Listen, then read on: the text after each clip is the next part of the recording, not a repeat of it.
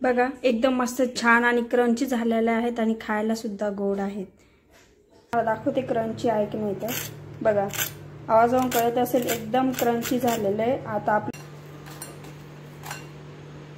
Hey guys तुमचं सगळ्यांचं परत एकदा नवीन व्हिडिओमध्ये स्वागत आहे। आणि आज आपण एक युनिक डिश बनवणार आहे आणि ती डिश म्हणजे तुम्ही खूप वेळा खाल्लेली पण बनवली नाही आणि मी सुद्धा तेच केले जे तुम्ही केले। तर व्हिडिओ स्किप न करता शेवटपर्यंत नक्की बघा आणि आपण आपला टाइम वेस्ट न करता आपण आपली डिश चालू करूया। आणि आपल्या इंस्टाग्रामला फॉलो नसेल करत तर प्लीज फॉलो करा। सो गाइस चला लेट्स गो।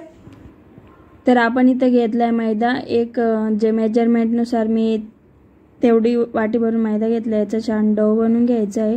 अशा प्रकारे आपला डो सुद्धा बनवून झालेला आहे आणि आपल्याला याला 10 मिनिटांसाठी मस्तपैकी झाकून ठेवायचं आहे। आपण आता 10 मिनिटांसाठी याला रेस्टला ठेवूया। जेवढा मैदा घेतलाय तेवढी साखर घेतली कारण की आपल्याला त्याचा बनवायचा आहे पाक।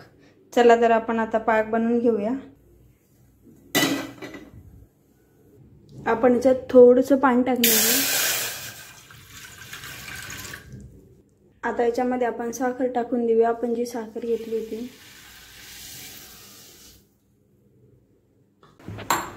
तर आपण इथं मस्तपैकी आपला मैदा एकदम मस्त सॉफ्ट झालेला आहे। तुम्हाला दिसत असेल। आपण याच्यात भाग करून घेऊया आणि मस्तपैकी छान पोळी लाटून घेऊया। लाटून घेते आता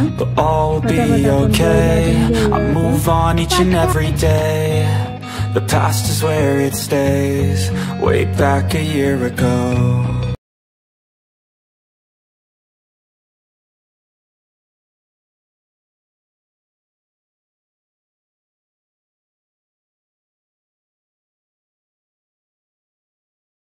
झालेली आता आपण मस्त एक कढईमध्ये तेल ठेवूया याला तळायसाठी, मस्त फ्राय करायसाठी। कढईमध्ये आपण तेल टाकते। आता तेल टाकून घेऊया आपण। आपला पाक ऑलमोस्ट होत आलेला आहे। आता तुम्हाला दिसत असेल, मी तुम्हाला दाखवते की कसं झालंय। अँड हे जे असं तुम्हाला एक कटर घ्यायचं आहे। तुमच्याकडे चाकू किंवा चम्मच वगैरे नेट पण तुम्ही काढू शकता, पण जर असं काही कटर असलं तर त्याने काय होते की फास्ट होऊन जाते आणि व्यवस्थित होणार। त्याच्यामुळे आपण फटाफटा हे पण करून घेऊया पटकन लगेच त्या सगळ्या।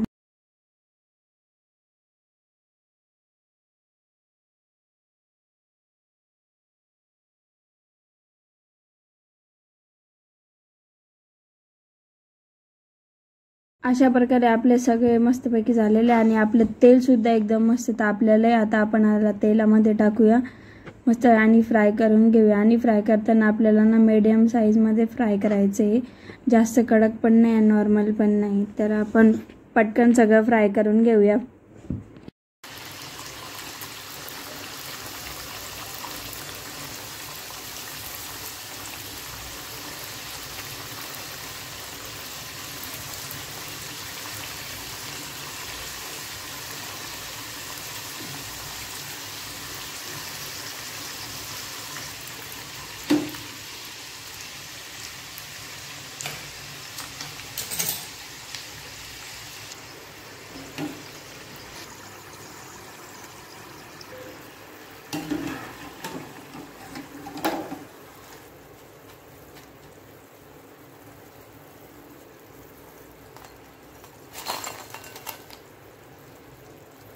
पाक आपल्याला असा बनवायचा आहे। चम्मचमध्ये मी दिसतोय तुम्हाला, याचा तार तुटतोय, अशा प्रकारे आपल्याला होऊ द्यायचं आहे। अशा प्रकारे आपण हे सगळं बनवून घेतलेलं आहे। मी तुम्हाला दाखवते क्रंची आहे की नाही ते।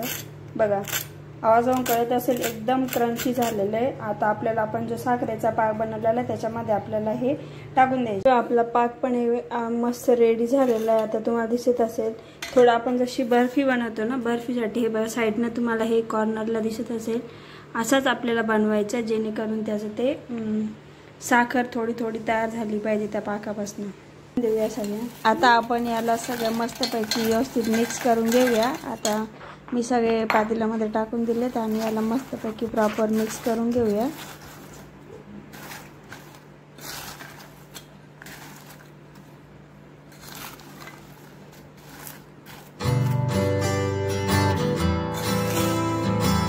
साखरेच्या पाकात टाकून दिल्यात।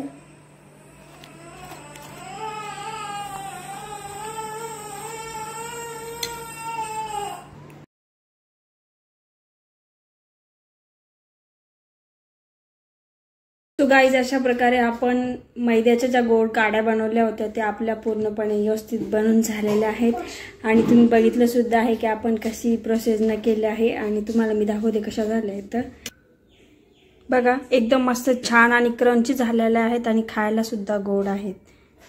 तुम्हाला टेस्ट करून दाखवते की कशी झाली. ओके, आणि हे बघा, ज्यांना आवडतं ते त्याच्याच जवळ बसलेले आहेत कारण की त्यांना फिनिश करायचे सगळे. बघा, आपण एक टेस्ट करून बघूया.